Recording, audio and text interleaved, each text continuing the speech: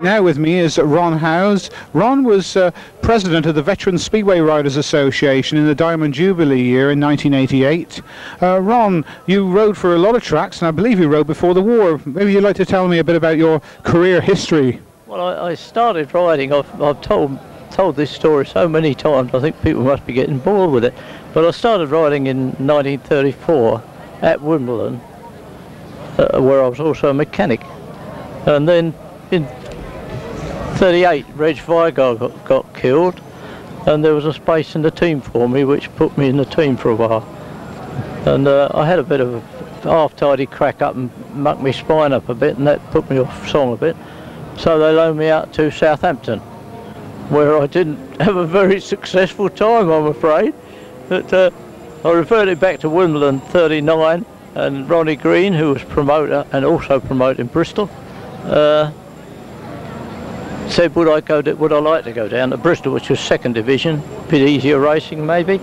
And so I went down to Bristol for the rest of 39, until the war broke out. Then after the war, I was allocated to West Ham of all places, where you need binoculars to see the end of the straight. And I had a reasonable time, but I didn't really do what I ought to have done. I think this business of spinal trouble knocked it out of me a bit, and I never did really get. I was so inconsistent, it was ridiculous. I'd cleaned the best in. I've beaten Lammy and various other people, Will Lammerer.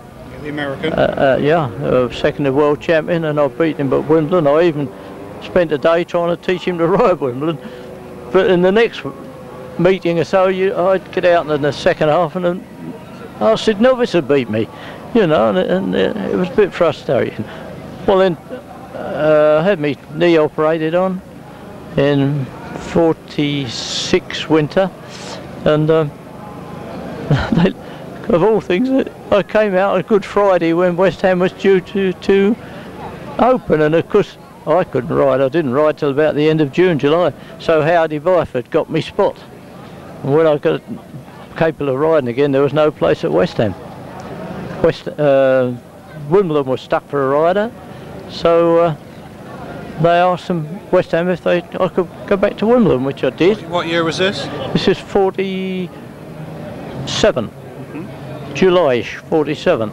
And I finished out the season at Wimbledon, started 48 at Wimbledon, and then the film Jolly Swagman came on.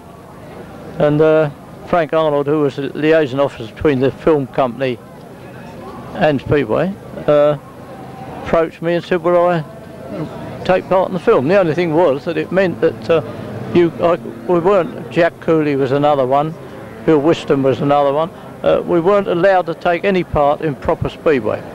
So we were totally occupied with the film. So for the first part of 1948, I didn't know Speedway racing as such. I was doubling for Dirk Bogarde. In other words, when you see Dirk Bogarde, it wasn't him, it was me. You were the stand-in then for Dirk Bogarde, were you? Yeah.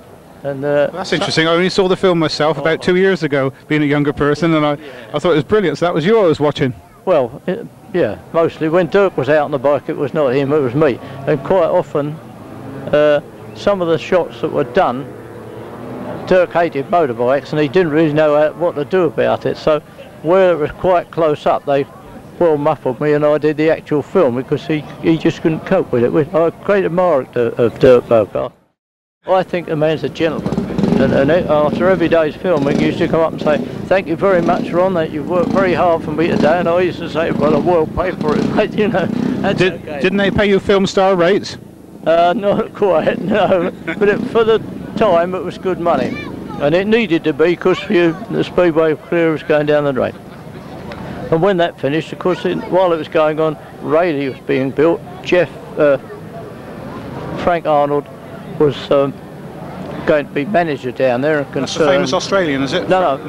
I think he came from probably Barking area or somewhere. He was West Ham team manager at one time. I knew him during the war and before the war.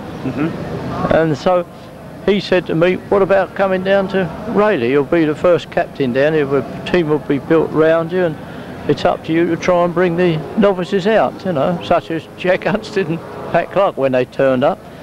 And Les McGillivray and that, Les was a very good pupil. What little I was able to tell him, it didn't take him long to get it weighed up, you know, and in no time at all, things I taught him to do was coming back to me when he whistled through the inside of me just as I thought I was well in the lead, you know. And it was a very nice place, really. Very nice place. They were lovely people.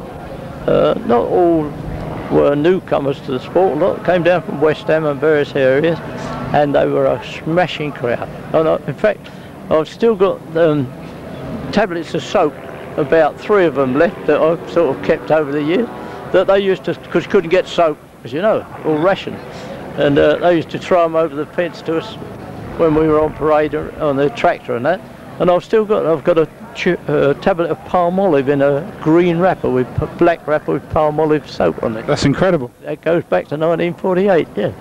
And a couple of other tablets as well, and cigarettes and chocolate, and it was all hard to get in those days, you know.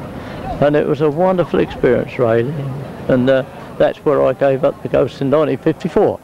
When I first came down to Rayleigh, I didn't know anybody, obviously, and in fact I didn't know where Rayleigh was, being in South London, or I had asked me way to come down to South End. But one of the first blokes I met was Stan Crouch, who you just mentioned, which is rather surprising, because he, at that time, wasn't that well known. He was I think he'd ridden over in Egypt or somewhere, and was a fairly raw novice, which we did our best to help, you know.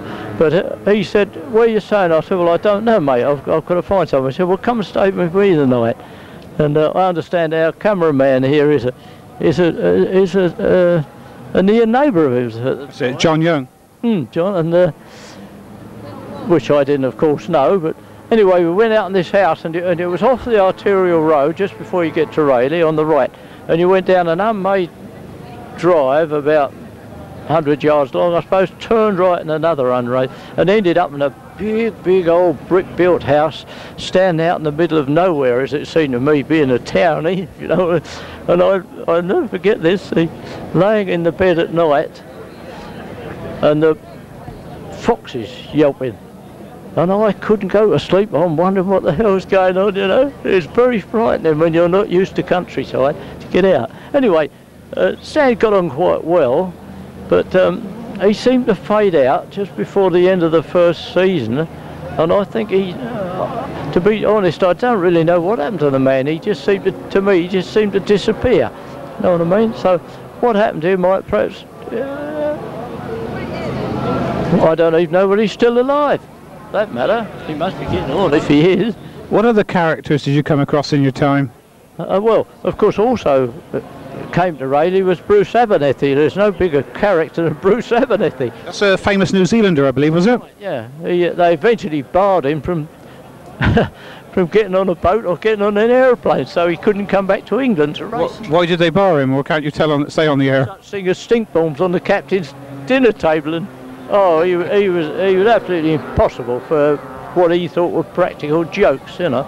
I mean, he did that with Chandler's at Walthamstow. I don't know whether I ought to mention names and things, really, but he's done that to Chandler, and they were fair, nice people, but he just stood up and got him by the, and threw him down the stairs and said, "Don't ever come in Walthamstow again," you know. Well, eventually that brought it on him on the boat and the train. Neither boat nor trains or aeroplanes would take him aboard, so he had to give up his career in England. He couldn't get to England to race.